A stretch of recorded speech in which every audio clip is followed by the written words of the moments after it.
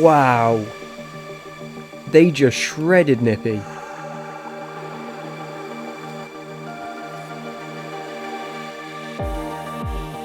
Alright, you beautiful people, Konzi here, bringing you episode 36 of Kenshi, Age of Blood and Sand Iron Man playthrough. To start this episode off, we have a bit of prep work we need to do.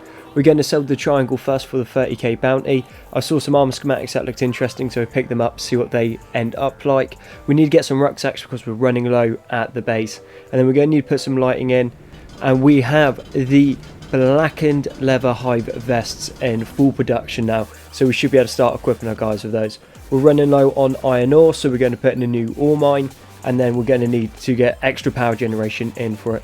The Holy Nation Assault is just over a day away at the moment, so that will give us enough time to get a bit more production undergo and some better equipment, better armor, and more things in the base build.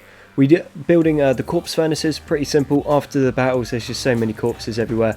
My PC really doesn't like it, and it also just makes the base look a little bit better than just having corpses everywhere.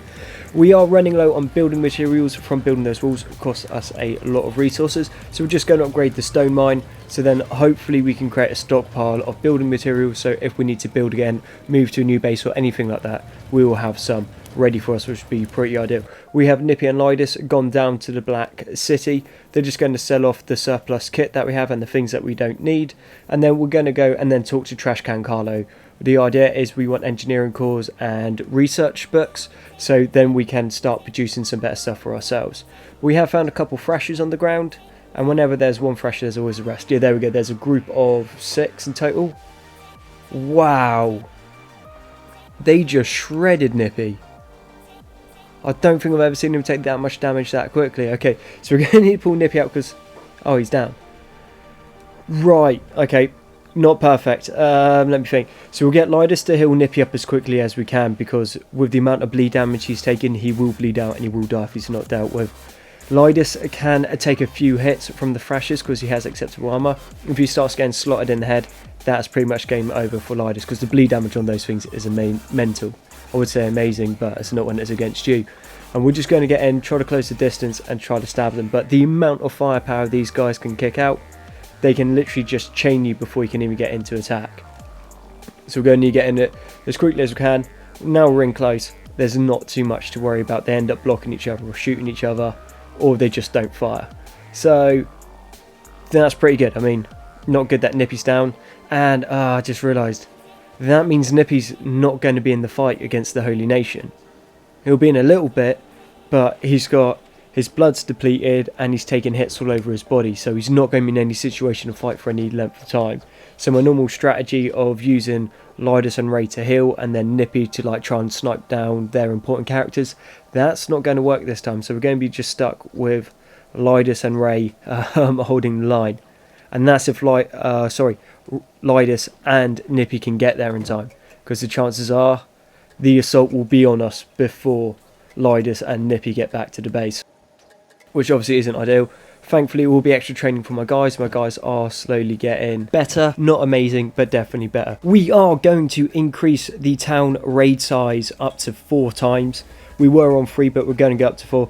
Reason for that is it just seems like a good idea. Nothing really much more to it. I just want to fight more things. The hive's getting bigger, so we need more things to fight. Is essentially what it comes down to. Holy Nation Assault is now here, and it looks like it's going to be a decent sized one as well. Not the biggest assault that we've taken from the Holy Nation, but this is still bigger than what we normally come across. But then that makes sense. We increased the raid size to 4 instead of 3. So this is going to be a good little bit of training for our hives. I'm expecting to lose quite a few limbs in this, just for the simple fact that there is just so many of them around. We also have Nippy is taken out of the fight. Lidus should be arriving just about now. He might be outside the front gate just wrecking people's days, but they have got into the base a little bit. They're semi spread out, but not crazy spread out. We'll need to keep an eye in case they go after the miners, farmers or princes, because those guys can semi hold their own. They can defend themselves against like 1 or 2 like Holy Chosen. If anything more than that, and they are going to have a bad time. Nippy's just gone down. You can see him in the bottom left of the screen. But then that's to be expected, you know. He just took like a face full of arrows and somehow survived. But that's because he is a good doge. You can see a couple of the princes have got involved, but that's because they're just going out and just trying to rescue people, which is what they're assigned to. So the way I've got my squad set up is A1's main priority is medic and rescue, but then anyone that's not in my fighting squad, so my slave rescue, they're all set to passive. So when a fight kicks off, they just run around and pick up and medic anyone that's knocked down, and then if they get attacked, they'll just defend themselves.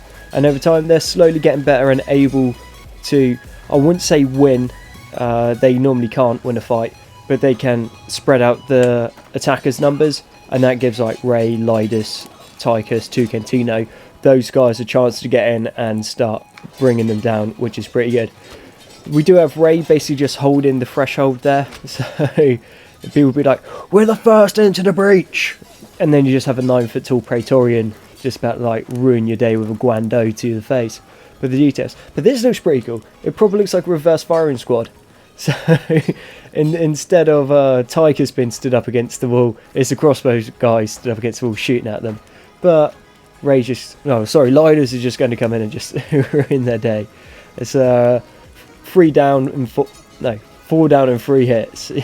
Yeah, that katana is mental. I mean, we've had that since I think the 3rd episode and just have seen no reason to upgrade it yet.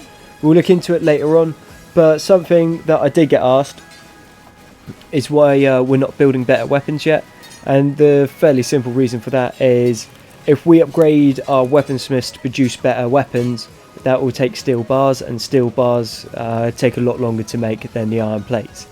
But the main reason for it is if you guys don't have super good weapons, that means the fights last longer, and if the fights last longer, they just get more chance to actually fight. So once you start getting the Edgewalker weapons coming out, you can just start one-hitting things, and then all that happens is the weapons get super heavy, and then you guys don't really get very good at using them because they just kill everything off too quick. And also takes a lot longer to make, and then the supply lines for getting them is far more complicated than just a few iron plates and some fabric. We will be changing across, like that is something that's going to happen. It will probably be after we take out the Holy Nation. Once we have all of our infrastructure set and our guys are at pretty decent skill levels, we'll then start upgrading towards the higher grade weapons, so towards the Edgewalker grade weapons. We also have the luxury weapons mod installed on this as well, so we can build above Edgewalkers. And when we start facing off against the Southern Hive, we will need everyone with the best weapons that they can have, or we are just going to get demolished. It's as simple as that. We will not stand a chance otherwise.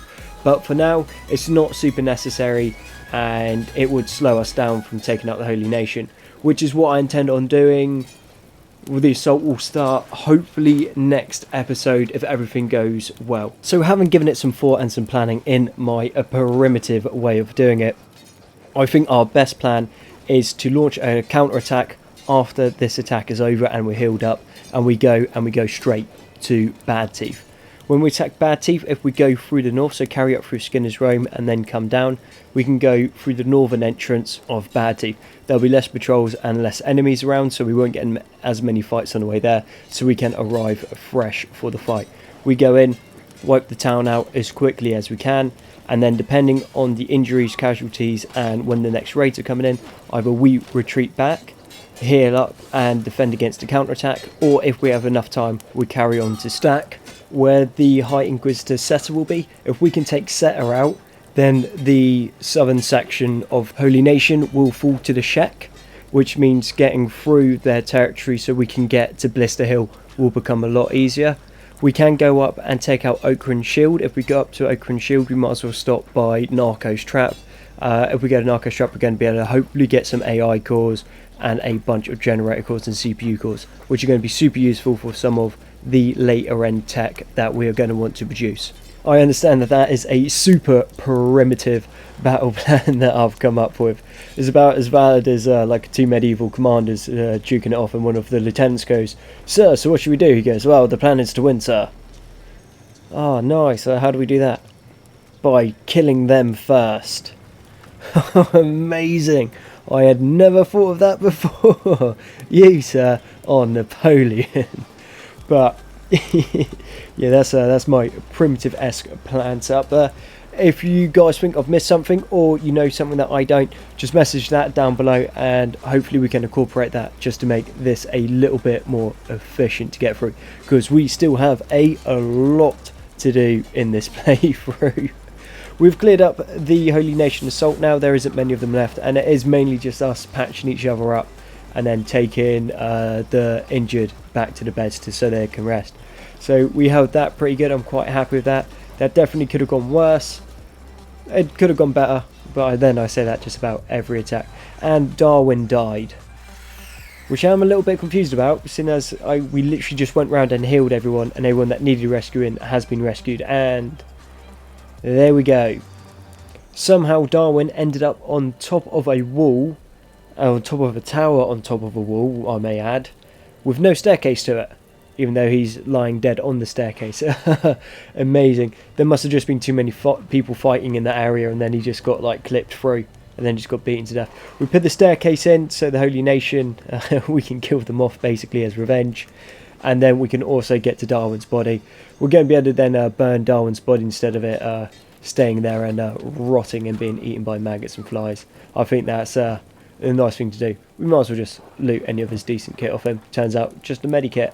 The weapons I'm not too fussed about, because we are producing as good, if not better, weapons already, so we don't need to worry about that. And it also means now we do have access to the top of the wall, which is going to be pretty ideal for when we have to defend against larger attacks. That doggo has a mind of his own. I don't command him to do it, he just goes down here and wipes out all of the Holy Nation each and every time they attack.